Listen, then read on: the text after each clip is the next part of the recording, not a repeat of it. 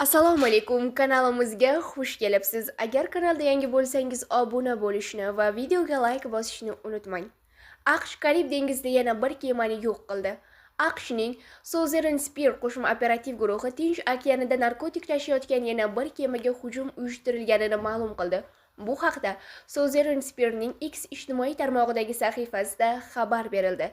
Janubiy qo'mondonlik ma'lumotiga ko'ra hujum kecha 4 dekabr kuni mudofaa vaziri Pit Hegseth buyrug'i bilan amalga oshirilgan.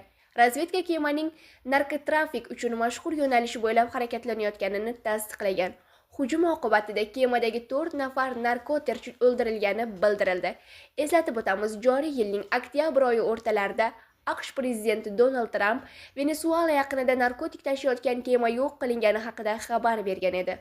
Oradan ko'p o'tmay u AQShga yo'l olgan yirik suvosti kemasi ham yo'q qilinganini aytdi. Keyinchalik mudofaa vaziri Hegseth Karib dengizida yana bir narkotikchilar kemasiga zarba berilgani haqida ma'lum qildi va narkotrafik bilan shug'ullanuvchilarga ogohlantirish berdi.